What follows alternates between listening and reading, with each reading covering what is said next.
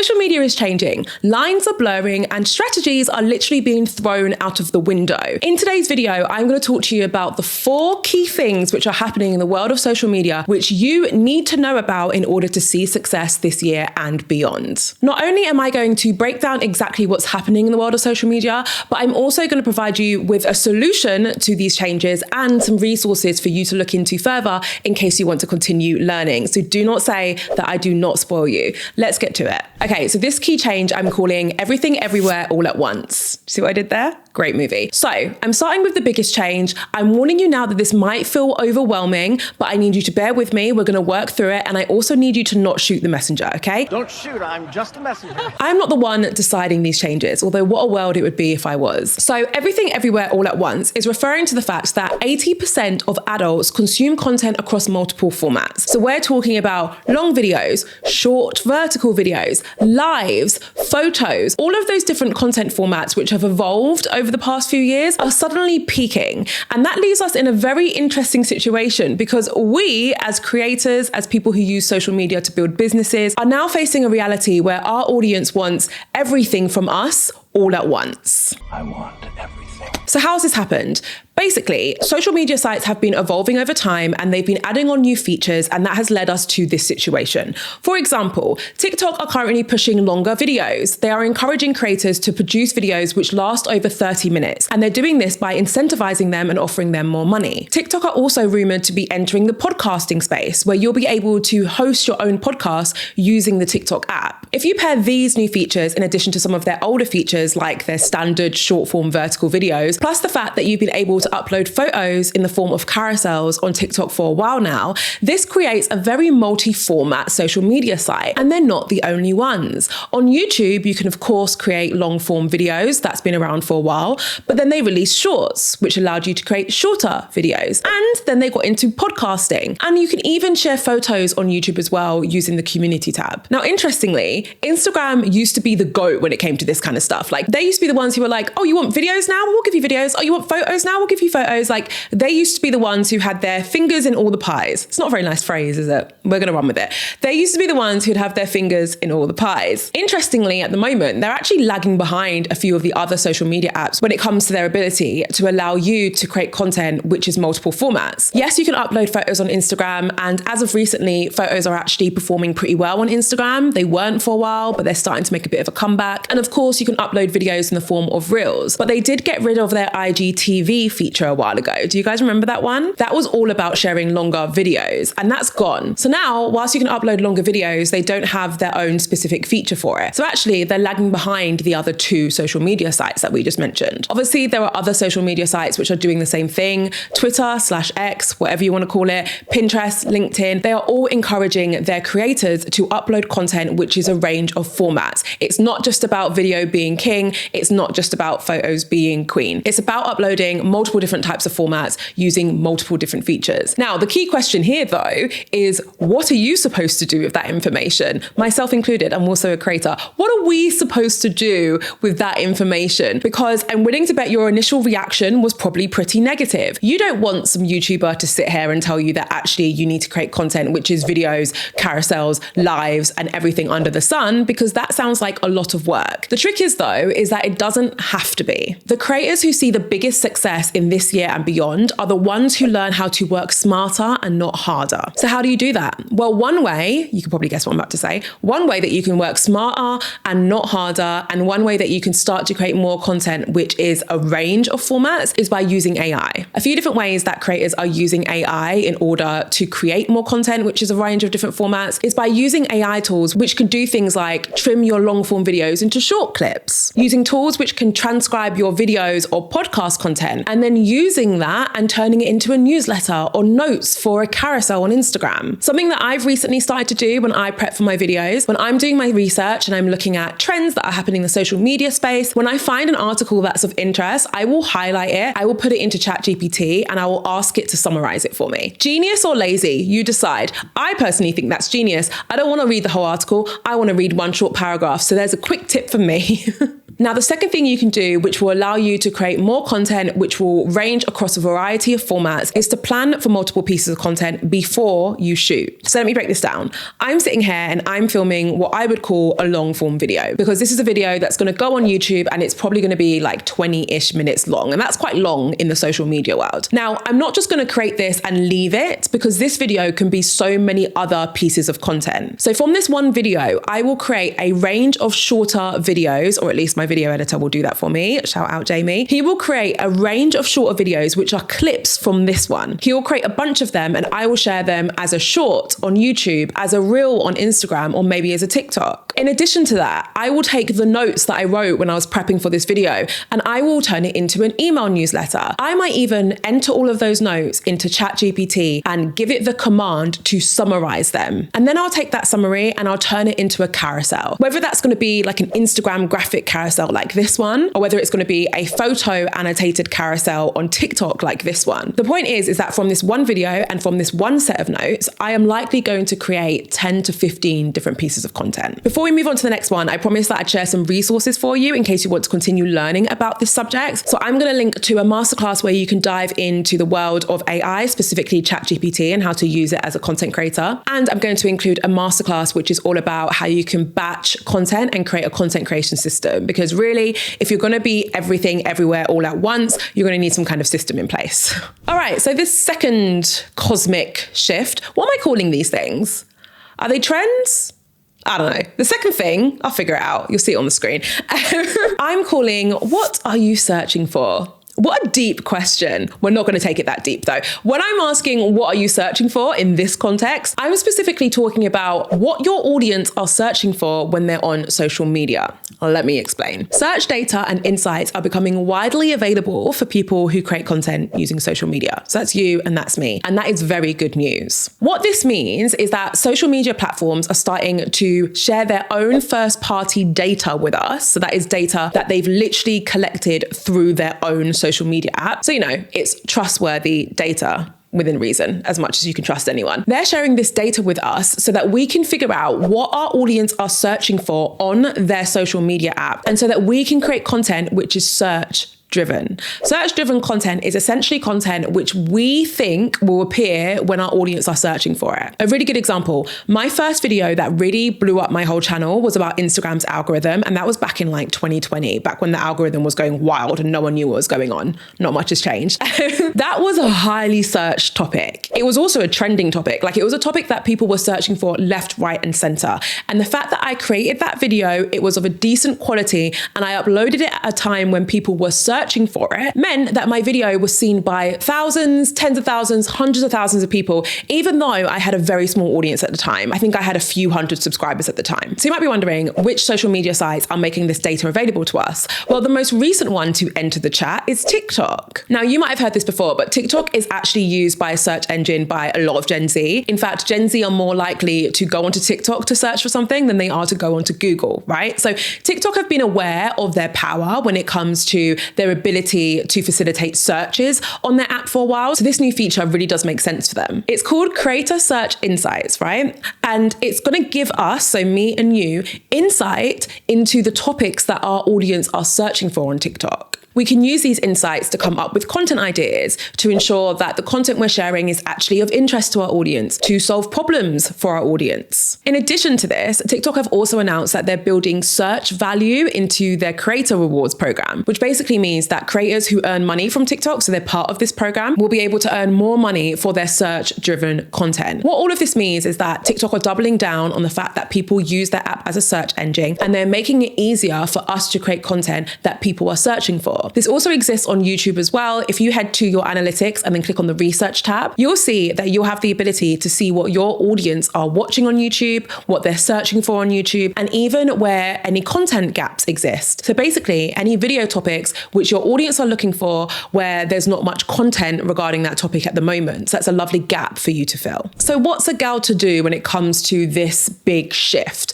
Well, the simple answer is to use these features. If you're on TikTok, you want to use TikTok search. If you're on YouTube, you want to use YouTube research tab. And of course, I'll let you know as soon as any other apps release something similar. Now, in terms of a resource to support your learning when it comes to this, I recommend diving into the world of search because that's what's going to help you understand how all of this stuff is working.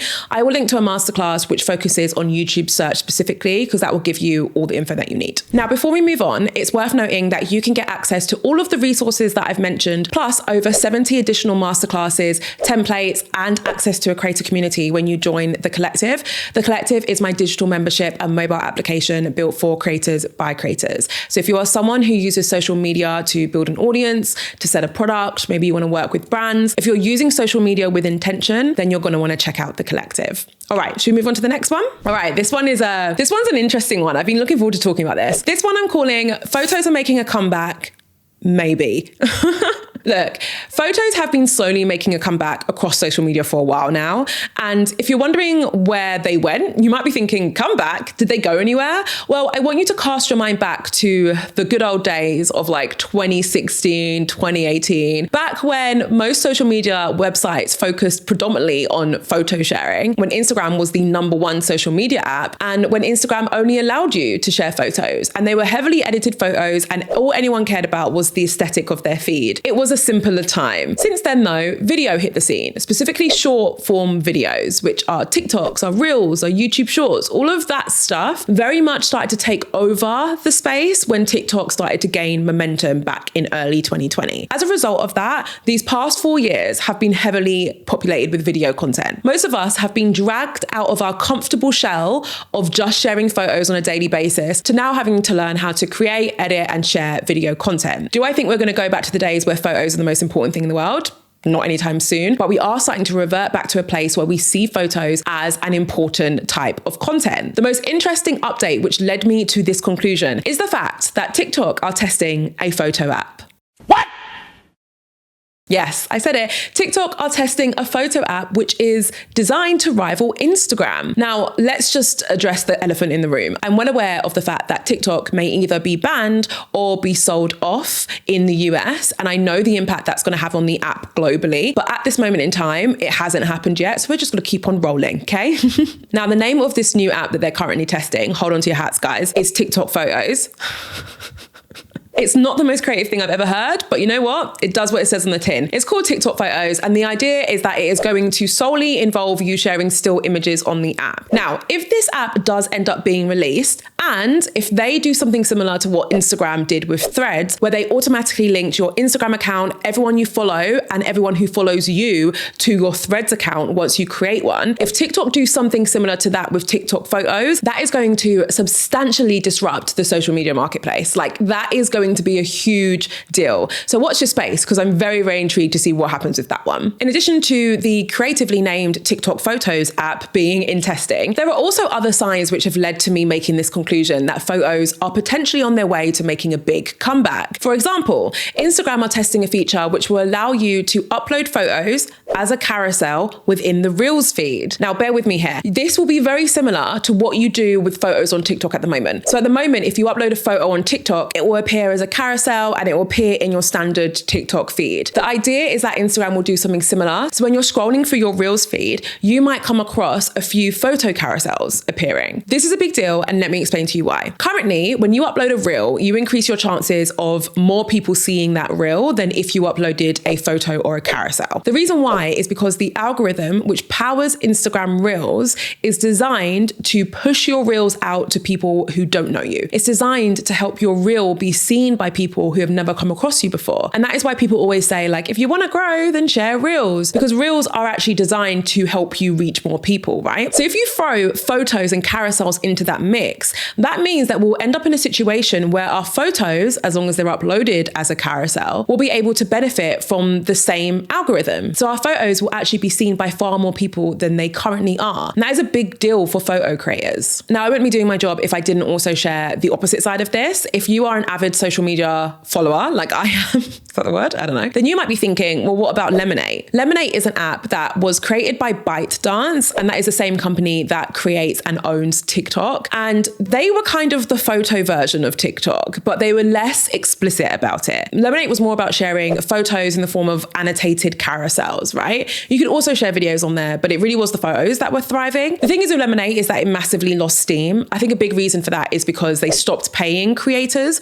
to join Lemonade and to tell others to join Lemonade. So therefore it just lost some steam. But I will say that if TikTok released their TikTok Photos app, and if they allow you to join your account with your main TikTok account, like I mentioned before, I don't think it will suffer the same fate as Lemonade did. So what are you supposed to do with this information? I only want you to act on this if you actually want to create more photos. Like if you are already a photo creator, or if you are someone who have been depriving themselves from sharing photos on social media, then this is going to be great news for you. But if you are someone who has no intention to share more photos, don't let this force you to do so. It's still early days. And honestly, if you're someone who prefers creating videos, then you've really hit the jackpot anyway. Videos are still performing incredibly well on every social media platform. So continue to do that. In terms of additional resources, if you are an Instagrammer, I really recommend that you watch the Instagram Features Masterclass that I will link below. It breaks down every single feature on Instagram because yes, there are a lot. It tells you exactly how to use them properly because a lot of people aren't using them properly. All right, guys, we're almost there. This video is longer than I thought it was going to be. I hope I'm not babbling.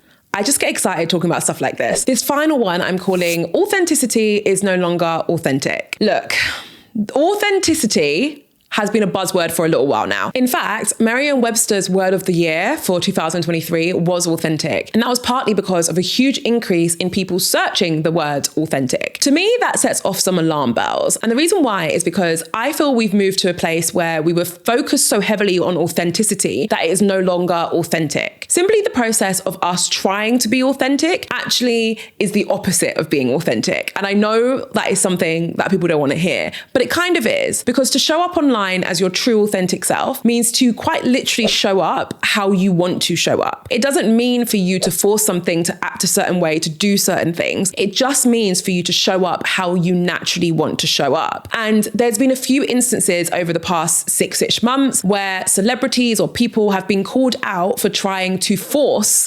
authenticity like down our throats.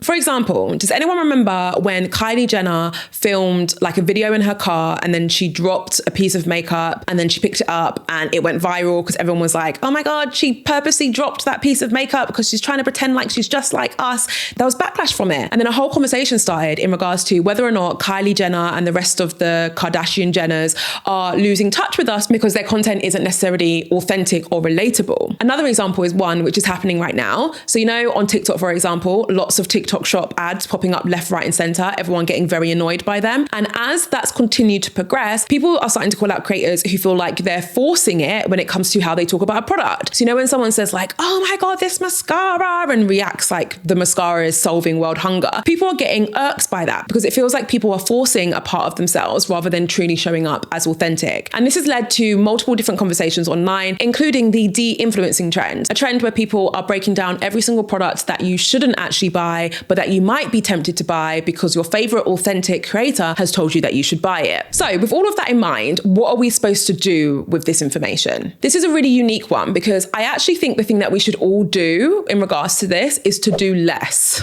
I want you to do less when you show up online. I'm not talking about the quality of your content. I'm not talking about the prep that you're putting into. I'm talking about the delivery of your content. I'm talking about when you record that voiceover and you let your true humor shine, but then you get nervous and you delete it because you're like, oh, people might not get my humor. I'm talking about doing less when it comes to that. I'm talking about letting that true natural humor that you have shine. I'm talking about letting your general personality shine. If you are someone who's very polished, well presented, organized, then that is what your content should reflect. If you are someone who's a bit scrappy, rough around the edges, then that's what your content should reflect. I want you to lean into that first draft that you created because for a lot of us, the first draft was the one that was more authentic to ourselves. A last thing that you can consider, by the way, is to go live. Going live with your audience can do wonders, not only for your connection with them, but also for allowing them to see your true self because, fair warning, it's very difficult to pretend to be someone else and to not be authentically you when you are live. So if that makes you nervous, then maybe that's not the right shout. But if that makes you excited, then it could be the right thing for you to do. All right, guys, we got to the end. I thoroughly enjoyed filming this. If you found this useful, please share this with someone else who you think might find it useful. If you feel like hanging around, I do recommend watching this video. It's all about how you can create content consistently online. And if you watch this video, I'm willing to bet that you're going to want to figure out how to create content consistently immediately after. So that's the video to go and watch. Don't forget that all of the resources I mentioned are linked below and available instantly, in addition to 70 more when you join the collective. Thank you so much for watching this as always. I cannot wait to see you in my next video.